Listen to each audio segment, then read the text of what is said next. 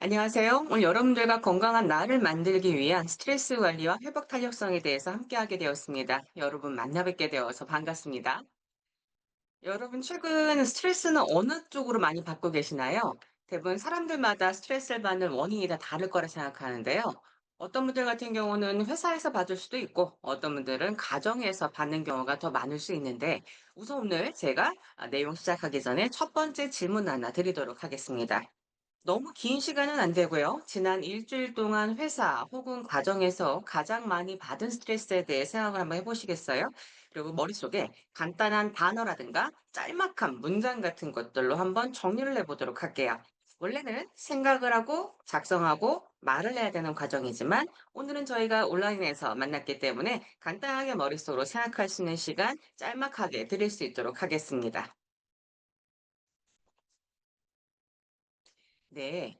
대부분 사람들마다 이런 질문을 제가 드리면요. 어떤 분들은 저는 성격상 스트레스를 안 받습니다라고 하신 분들도 있고, 어떤 분들은 잘 기억이 안 나요라고 하시는 분들도 있어요.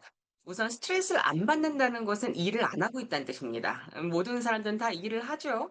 일을 하는데 왜 나는 스트레스를 안 받고 있다 생각할까? 혹은 왜 나는 스트레스가 없다고 생각할까? 라고 이렇게 말씀하신 분들이 조금 간혹 보이기도 하거든요. 그 이유를 지금부터 말씀을 좀 드려보도록 할게요. 대부분 사람들의 머릿속엔 선택적 기억 삭제라고 하는 기능이 있습니다. 선택적으로 생각하고 싶지 않은 일은 지속하고 싶지 않다 보니까 그 부분만 싹둑 잘라버린다는 뜻이거든요. 그렇다 보니 제 머릿속에는 별로 떠오르진 않지만 그때 느꼈던 감정 그대로 남아있는 경우가 있습니다. 예를 들어 이런 거죠. 일주일 전에 여러분들께서 근무를 하시다가 평소와 다름이 없었어요. 지나가던 동료가 내 어깨를 툭 치면서 주말에 뭐 했어? 라 물어보길래 저는 그냥 일상적인 대화로 그냥 집에서 쉬었어 라고 말을 했거든요. 자, 근데 일주일 뒤인 오늘 똑같은 동료가 똑같은 강도로 똑같은 말을 하며 제 어깨를 툭 치면서 "주말에 뭐 했어?" 라 물어봤거든요. 근데 그 순간 기분이 너무 나쁜 겁니다. 너무 기분이 상해서 '왜 때리면서 얘기를 하지? 그냥 말로 했으면 좋겠는데.' 라고 나도 모르게 일상적이지 않은 반응이 나왔어요. 동료가 나한테 "너 무슨 일 있어?" 라 물어봤고 나는 머릿속에 생각해 보니까 아무 일도 없었거든요. 그래서 "아니야. 아무 일도 없어. 아무튼 다음부턴 지나갈 때 때리면서 얘기하지 말고 그냥 말로 해."라고 살짝 신경질적인 언조가 조금 나갔어요. 여러분, 일주일 전과 오늘 저는 기분이 똑같거든요. 근데요, 제 동료가 제 등을 딱 쳤을 때 오늘은 상당히 기분이 나빴어요. 그 이유가 뭘까요? 우선 일주일 사이에 어떤 사건, 사고가 있었을 것 같습니다. 근데 그 사건, 사고 중에 좋지 않았던 기억은 계속 갖고 가고 싶지 않다 보니까 내 머릿속에서 싹둑 잘라버린 거죠. 하지만 그때 느꼈던 감정은 그대로 남아있는 경우가 조금 더 있어요. 말 그대로 내 머릿속에 생각 내에서 기억에선 사라졌지만 감정은 그게 그대로 남아있을 수 있다. 그래서 이런 것들이 쌓이게 되면 어떤 현상이 일어나냐면 우리가 항상 얘기하는 것처럼 기분이 태도가 된다라는 말이 괜히 나온다는 것이 아닙니다. 대부분 사람들의 머릿속에서 기억을 지우는 그런 행위들은 나쁜 행위들은 아니죠. 내가 살아남기 위해 내가 조금 더 나를 보호하기 위해 하는 행동 중에 하나입니다. 하지만 오늘부터 우리는 뭘 할 거냐면 기분이 안 좋았던 어떤 사건 사고가 있다면 기억에서 지워버리는 것보다 그때 느꼈던 감정을 배설하는 과정을 계속 거칠 겁니다. 이걸 우리가 감정 일기라고 이야기를 해요. 하루에 한 번씩 일과 끝나고 집에 왔을 때 오늘 어떤 일이 있었는지 한번 회상해 보시고 오늘 느꼈던 감정만 적으시는 겁니다. 사건, 사고 대상자를 적는 것보다 감정 위주로 배설을 해 나가시는 거죠. 대부분 사람들은 말로 배설할 때도 있고 글로 배설할 때가 있는데 이걸 말로 배설하기에는 내 감정을 배설하는 걸 듣는 사람은 감정 쓰레기통이 될 가능성이 높겠죠. 뭔가 좋은 말을 해도 모자를 이런 세상에 나쁜 얘기를 계속 들어줄 수 있는 사람들도 많지 않고 내 이야기를 들어주는 대상자도 상당히 스트레스를 많이 받겠죠. 그래서 말로 하는 건 조금 한계가 있다 보니까 최근 현대인들은 감정 일기를 작성해 나가면서 내가 오늘 하루 종일 느꼈던 부정적인 걸 쏟아내는 과정이 조금 더 필요합니다. 하루에 한 번이 너무 어렵다면 일주일에 한 번 정도라도 감정 일기에 날을 좀 정하셔서 나만의 노트에다가 어떤 이야기를 써도 상관은 없어요. 하지만 사건, 사고 대상자 위주보다도 감정 위주로 적어 나가시면서 내 마음을 조금 털어내시는 과정이 필요하지 않을까. 그래서 그 사이에 있었던 수많은 감정들, 이런 것들이 배설이 돼야 기분이 태도가 되지 않습니다. 기분이 태도가 되지 않은 방법, 첫 번째 과제, 감정일기 작성하기라고 우리는 여러분들과 약속을 했어요. 우선 이 스트레스라고 한 단어가 뭔지 우리가 다 아실 것 같아요. 이 스트레스는 팽팽하게 조이다라는 뜻의 라틴어에서 왔거든요. 이게 사람마다 반응은 다를 것 같아요. 정신적인 압박감이 있는 분들도 있고, 괜히 몸이 아파지는 분들도 있고, 정서적인 불안정한 행동, 이런 것들로 밖으로 보여주시는 분들이 조금 더 많죠. 1954년도 한스 셀레라고 하는 사람이 이 단어를 처음으로 만들었는데요. 우리나라에는 아무래도 한 1990년도 중후반쯤 들어오게 된 것 같아요. 만병의 근원이다, 조용한 살인자다. 그때까지만 해도 이 스트레스가 그렇게 중요한 걸까? 이게 정말 위험한 걸까? 일하는 사람들은 전부 다 갖고 있는 거 아닐까라고 생각하시는 분들도 많았죠. 지금도 마찬가지고요. 여기 조용한 살인자란 말이 나오는데 이게 스트레스를 받게 되면 몸 안에 코티졸이라고 하는 호르몬이 생깁니다. 이 코티졸이 포도당을 생성시키는 호르몬이거든요. 당연히 간에 무리가 될 수밖에 없겠죠. 간이란 장기는 70, 80% 정도, 7, 80% 정도 손상될 때까지 아무런 반응이 없는 장기가 간입니다. 그렇기 때문에 조용하게 사람들의 몸을 망가뜨리고 있다라고 얘기를 하기도 하죠. 무조건 간이 좋지 않다라고 한다면 술을 드신 거라 생각하겠지만 술을 드시지 않는 분이라 하더라도 이런 코티졸이라고 하는 포도당 생성에 해당하는 호르몬 때문에 올라가는 경우가 있기도 하고요. 최근에 이제 과당 액상이 들어있는 그런 음료수 같은 것들을 많이 드시는 분들도 비알코올성 간 수치가 올라가기도 하죠. 그만큼 스트레스에 취약한 장기이다 보니 우리가 꾸준히 관리할 필요가 있다라고도 말씀을 드릴게요. 여러분, 스트레스라고 하는 것은 어떤 원인이라는 게 있을 것 같아요. 원인, 인자가 있을 거고, 이걸 해결하기 위해서 내가 무단히 노력을 하겠죠? 그에 부응한 노력을 하실 것 같아요. 그럼 이 스트레스 원인과 내가 노력하려고 하는 이 모든 역량, 그 상태 내에서 불균형이 일어나게 되면 우리는 이걸 스트레스라고 이야기를 합니다. 이 스트레스는 근데 주관적 평가예요. 예를 들면 같은 부서에서 어떤 프로젝트가 열렸어요. A라고 하는 직원 입장 내에서는 스트레스 받지 않고 굉장히 즐겁게 열심히 일을 하더라고요. 근데 B라는 직원은 같은 일을 해도 너무 힘들어합니다. 정신적인 괴로움도 있다고 하고 몸이 계속 아프다고 하고요. 뭐 스트레스를 많이 받고 있는 거겠죠? 그럼 주변 사람들과 상사들이 봤을 때 스트레스를 안 받고 있는 A와 스트레스를 많이 받고 있는 B를 비교하면 당연히 스트레스를 안 받는 A가 훨씬 더 일을 잘하고 있지 않을까라고 생각할 수 있겠지만 사람마다 자신만의 스트레스를 건드리는 트리거가 다 다릅니다. 말 그대로 원인 자체가 유형 자체가 좀 다르다는 것뿐이에요. 그렇기에 오늘 우리가 해야 될 두 번째 약속이 있습니다. 첫 번째는 감정일기 작성하기, 두 번째 약속은 인정 욕구 채워주기. 내가 같이 일하는 동료들 중에 누군가가 힘들어라고 이야기를 하면 뭐 때문에 힘든데라고 물어볼 거예요. 근데 얘기를 딱 들어보니까 별거 아닌 것 같은 거예요. 내 주관적 평가에 의해서는. 그게 무슨 스트레스를 받을 일이야. 내 얘기 한번 들어볼래? 하고 누가 조금 더 많이 스트레스를 받았는가 싸움박질 들어가지 마시고 사람마다 스트레스를 받는 포인트가 다를 수 있겠구나. 동료들의 이야기를 잘 들어주시고, 너는 그런 부분에 스트레스를 많이 받는구나. 힘들었겠다. 라고 하는 이해보다도 인정의 마음을 조금 담아서 욕구를 채워주시는 게 좋을 것 같습니다. 사람마다 다름에 대한 인지는 현대사회에서 가장 필요한 덕목 중에 하나이지 않을까라는 생각을 해요. 우선 불균형이 일어나게 되면 스트레스 받는다고 했잖아요. 이 스트레스는 반응이 두 가지가 있죠. 첫 번째는 신체 반응이 있고 두 번째는 심리 반응이 있어요. 몸이 안 좋으신 분들 아니면 정신적으로 안 좋으신 분들 여기서 번외편 퀴즈 하나 나갑니다. 한 2014년도인가 15년도인가 그때는 신경정신과라 불렀잖아요. 여기 정신건강의학과라고 하는데 세미나가 열렸어요. 의사분들끼리 의료진 세미나가 열렸는데요. 하나의 특이한 토의 하나가 올라왔거든요. 스트레스를 받았을 때 먹는 게 나을까 안 먹는 게 나을까에 대한 간단 미니 토의가 있었습니다. 여러분들은 스트레스 받을 때 드세요, 안 드세요? 먹는 게 나을까요? 안 먹는 게 나을까요? 굉장히 그런 부분에 이제 많은 의견들이 오가고 있었어요. 뭐 정답은 따로 있진 않다. 서로의 각자 이야기를 한번 해보자라고 했었는데요. 우선 먹는다는 것은 폭음과 폭식도 포함될 수는 있습니다. 둘 중에 그나마 누가 조금 더 건강한가라고 했을 때 우선 정답은 아니겠지만 모든 객관적 답은 없겠지만 그나마 먹는 게 낫다라고 하는 평가가 좀 많이 나왔어요. 왜 먹는 게 낫다라고 했을까요? 위에 음식물이 들어가서 포만감 때문에 먹는다는 것보다도요, 웬만큼이면 사람들이 저작 활동이라는 걸 좀 해줘야 되거든요. 저작 활동을 좀 해줘야 스트레스가 좀 조절이 돼요. 막 뭔가 "난 소화가 안 돼서 아무것도 못 먹어요."라고 하신 분들은 껌이라도 씹어 주셔야 되고요. 개껌이 왜 있겠습니까? 개들도 뭔가 스트레스를 받으면 풀 때가 있어야 될 거 아니겠어요? 그러면 뭐 씹어야겠죠?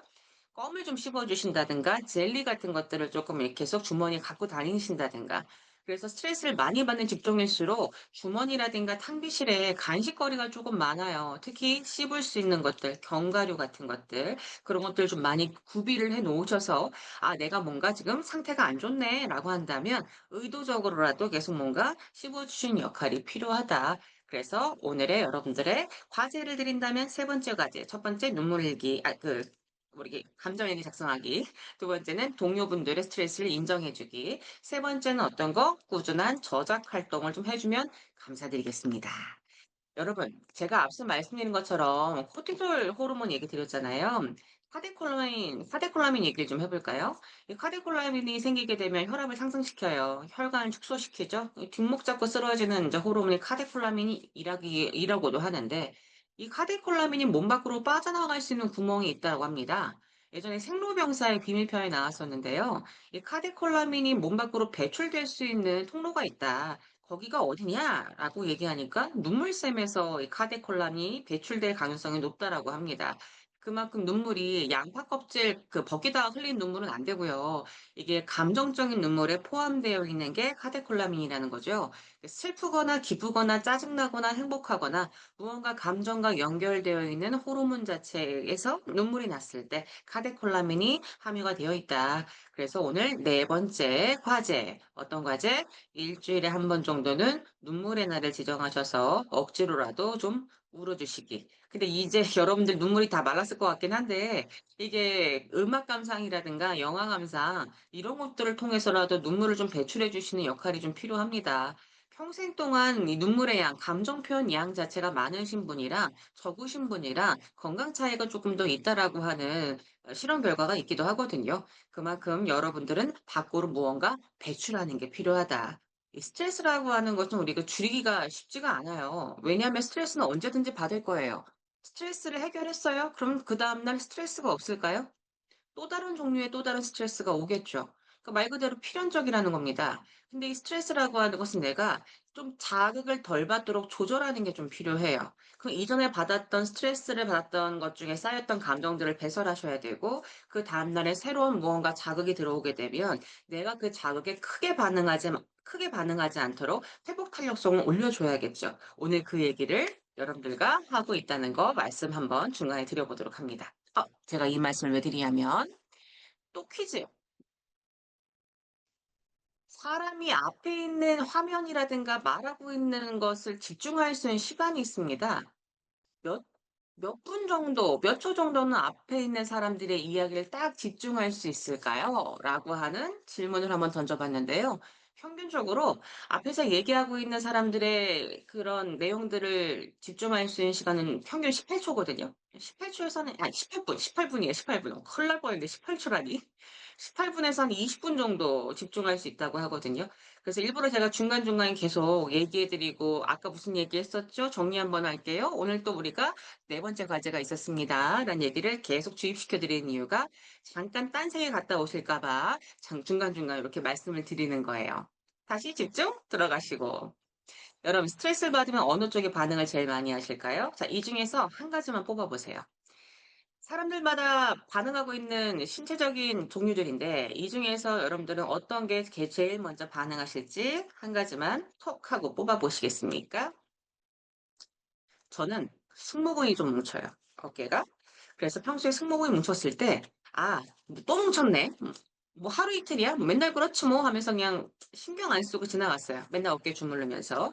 근데 오늘부터 그러시면 안 됩니다. 이 수많은 신체 반응 중에서 나는 소화가 좀 안 되는 편이야 라고 딱 지목하셨으면, 평소보다 오늘 이상하게 소화가 잘 안 되네. 왜 그러지? 과거 회상하셔서 그 문제를 해결할 수 있건 해결할 수 없건 뇌한테 인지를 먼저 시켜주세요. 아, 내가 3일 전 그 사건 때문에 지금 소화가 좀 안 되는구나. 아, 그 사건이 있었지 하고 뇌한테 미리 얘기를 좀 해주셔야 다음번에 비슷한 상황이 생겼을 때 뇌에서 여러분들한테 반응을 좀 덜 줘요. 알고 있는가 모르고 있는가가 굉장히 중요하다는 뜻입니다. 운전하고 가다가 백밀러를 봤더니 뒤에 차가 속도를 안 줄이고 박을 것 같아요. 난 알고 있었어요. 박을지. 순간 딱 뒤에서 박히면 덜 아파요. 왜냐면 뇌에서 이미 예상을 하고 있었거든요. 근데 아무 생각 없이 가만히 앉아 있다가 뒤에서 차가 쿡 박으면 조금 아팠고 또 더 아프단 말이죠. 예상을 못 해서 그래요. 여러분들의 몸과 뇌는 항상 예상할 수 있게 만들어 주셔야 돼요. '아, 내가 그 사건 때문에 지금 이렇게 스트레스를 받고 있구나.' 하고 말을 좀 해 줘야 그다음번에 비슷한 상황에서 조절이라는 걸 좀 해 주거든요. 저 같은 경우도 요즘에도 어깨가 아프면 평소보다 어깨 승모근이 좀 많이 뭉친 것 같네? 왜 뭉쳤지?'라고 고민을 해 보시고 과거 회상하셔서 '내가 그 사건 때문에 지금 여기가 많이 뭉쳤구나'라고 좀 인지를 해 주실 필요가 있죠. 그래야지만 점점 그 반응 같은 것들이 줄어들 것이다. 심리 반응 있는 분들도 있을 것 같은데요.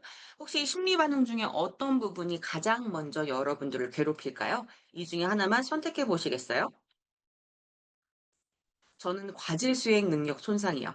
5분 만에 끝날 일을 50분 동안 질질 끌고 있을 때가 조금 있어요. 그럼 그 순간 다시 한번 자각을 해야죠. '아, 내가 왜 이걸 빨리 끝낼 걸 못 끝내고 있지? 어제 그 사건이 자꾸만 마음에 남는가 보다.'라고 인지를 해서 다음번에 그런 사건 발현됐을 때 반응을 덜 줄 수 있도록 나 자신을 조절해 나갈 필요가 있을 것 같습니다. 자, 이 신체 반응과 심리 반응 한 가지씩 꼽으셨으면 '나는 이런 사람이구나. 난 스트레스를 받으면 이렇게 먼저 반응하는구나.' 라고 하는 걸 인지하는 습관이 필요합니다. 원인 돌아보고 항상 인지하는 습관으로 나를 좀 관리해 나가 보도록 해요. 스트레스를 너무 많이 받는 것도 문제인데요. 너무 안 받는 것도 문제예요. 적당한 긴장 수준이 최고의 수행 수준을 갖고 오기도 합니다. 적당한 긴장 수준의 나를 만들기 위해 우리는 도대체 어떤 걸 좀 해봐야 될까요? 회복 탄력성을 올려야겠죠? 회복 탄력성이 올라갈수록 수많은 자극에 크게 반응하지 않습니다. 정리합니다. 우선 운동을 하라라는 말을 하잖아요. 죄송합니다. 우리가 스트레스를 받으면 운동하라고 하는데 이 운동하라는 이유가 어떤 거냐면요. 땀을 흘리기 위함이도 있지만 솔직히 땀을 흘리기 위함보다도 이산화탄소 배출이 더 중요하긴 해요. 그러니까 몸에서 노폐물이 빠져나가는 통로가 물질적인 부분이 있고 당연히 기체적인 부분이 있잖아요. 근데 이산화탄소로서 노폐물이 빠져나가는 정도가 86% 정도 차지하고 물질적인 것, 땀이라든가 이런 쪽으로 나가는 게 한 14% 차지하거든요. 심호흡을 많이 하라는 뜻이에요. 그리고 운동하라는 이유가 그것 때문인 것 같은데 대부분 운동을 하게 되면 근육이라든가 어딘가 통증이 오잖아요. 대부분 사람들은 어딘가 아프게 되거나 통증이 오게 되면 머릿속에 있는 복잡한 생각이 딱 멈추고 지금 내 몸이 아픈 거에 집중을 합니다. 그래서 이런 방법도 있었어요. 예전에 스트레스 지수를 재는 게 있어요. 공복 혈당 재듯이 이렇게 피 내 가지고 0 부터 10 까지 지수가 있는데 10점 만점의 어떤 게스트가 있었습니다, 프로그램에서. 너무 스트레스를 많이 받아 있는 거죠, 상태가.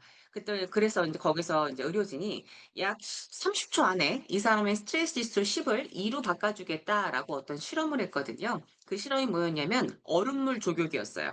얼음물에다가 양말을 벗고 발을 집어넣자마자 엄청난 고통이 몰려오기 시작했겠죠. 그 순간 머릿속은 하얘졌을 거고 지금 발이 차가운 그쪽으로만 신경이 곤두섰을 겁니다.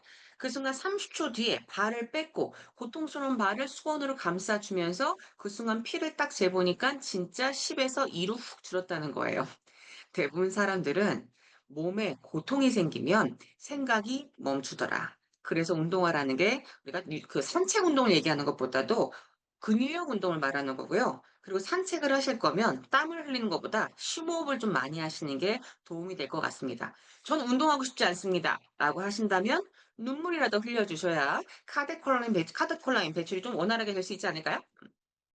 말하는 것도 중요하긴 한데요. 제가 아까 앞서 말씀드린 것처럼 내가 감정을 토해내고 나면 대상자는 감정 쓰레기통이 되잖아요. 이게 남한테 얘기하는 게 좋긴 하죠. 한계가 있다 보니까 사물한테 얘기하는 것도 있어요.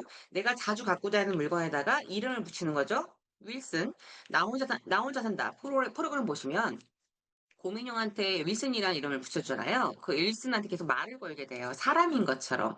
그것도 굉장히 큰 효과가 있습니다. 그게 또 싫다면. 물건한테 말하는 것도 싫고, 사람한테 말하는 것도 싫다면, 내가 나한테 말을 하는 이너 인터 타임이라는 단어가 있어요. 내가 내 안에 들어가는 시간, 혼잣말하는 시간이에요.